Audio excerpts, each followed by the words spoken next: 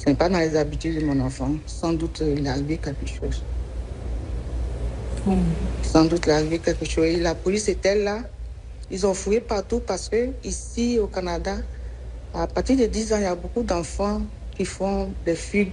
Souvent, quand les parents ils font des bêtises, les parents sont fâchés, puis ils sont fâchés, donc ils font des fugues, ils envoient souvent se cacher quelque part pendant des jours, bien des heures, puis les parents les cherchent. Donc, mais ce n'était pas le cas d'Ariel. Non, et la police pensait que bon, c'était ce qui s'était passé, voilà.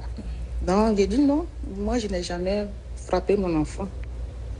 Tout ce qu'il demande, si on voit que c'est dans les normes, on lui donne. Si ce n'est pas dans les normes, on dit non, ce n'est pas de ton âge, ou bien tu attends. Mais l'enfant n'était pas fâché, on n'était pas fâché avec lui. Seulement qu'il avait journée pédagogique, il allait chez son ami. Donc c'est ça. Donc, et puis je vais dire, la veille, il m'a donné la permission. Il a dit, maman, demain il n'est pas d'école. Est-ce que je peux aller chez Ismaël? La veille, c'était dimanche. Puis j'ai dit, oui, tu peux aller chez Ismaël, mais tu dis à Tata Mat avant de partir. Donc, le lendemain, je lui avais déjà donné la permission. Donc, j'ai dit au policier, non. Mais la police, eux, ils voulaient quand même vérifier parce que j'avais faire notre travail. Voilà, c'est ça, je faisais le travail.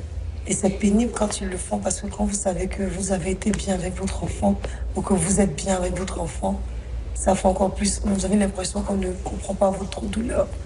Alors, 1 nuit, 2, 3, 1 semaine, toujours pas Ariel. La pression monte, c'est difficile. On se fait toutes sortes d'idées. On imagine le pire. Oui. Et c'est ça qui fait plus mal. L'inconnu et puis l'attente. Est-ce qu'on a fait du mal à mon enfant? Est-ce que tout va bien? Ou est-ce qu'il va revenir? Beaucoup de questions. On est dans un pays où il y a beaucoup de psychopathes. Beaucoup. Ok. Est-ce qu'il est arrivé d'avoir des disparitions dans ce pays? Oui. D'enfants? D'enfants, et puis les enfants sont plus revenus. Bon, après, on les a retrouvés, mais morts. Ok. Voilà. Donc, j'imaginais aussi dire mon enfant. Et c'était difficile parce que je ne voulais pas. Bon, je ne sais pas, mais. Ça ne peut pas passer dans non, tête. Je refusais. Vous n'avez rien su. Voilà, je refusais. Je priais Dieu, je dis, si quelqu'un l'a pris, tant mieux. Mais je priais que la personne prenne soin de lui. Peut-être c'est quelqu'un qui n'a pas d'enfant, qui a pris Ariel. Mais il ne faudrait pas que cette personne lui fasse du mal. Ça, c'était ma prière. Non, monsieur Frédéric, vous avez laissé votre numéro de téléphone pour que les gens puissent vous appeler au cas où s'ils le voyaient. Vous recevez beaucoup d'appels. C'est sûr. Et qu'est-ce qu'on vous dit? Avant de dire plus ou moins ce qu'on peut dire, parce qu'il y a beaucoup de situations. Je vais revenir sur le soir. Quand la police est arrivée, la police ne nous a pas quittés jusqu'au petit matin. Ah. Oui, parce qu'il fallait vraiment ramasser toutes les informations et puis lancer le premier avis de recherche. Et cet avis de recherche est apparu sur Internet à minuit. Ah, quand même le même jour. Oui, le même jour. D'accord. Je me souviens très bien que Divine était sur mes pieds. Et j'avais l'ordinateur posé sur l'autre pied. On était assis dans le fauteuil. Et puis, quand l'avis de recherche est sorti, elle a vu la photo.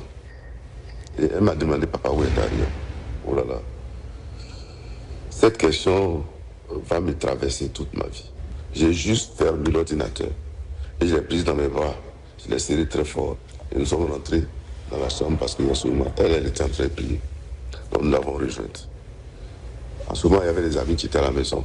Bon, je suis allé là-bas pour ne pas faire subir toutes ces douleurs à la petite.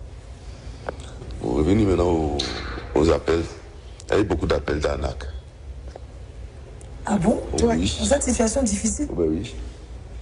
Ben oui. De l'arnaque? Oui. Alors, juste pour dire combien la nature humaine est sadique. C'est vraiment. Ben oui.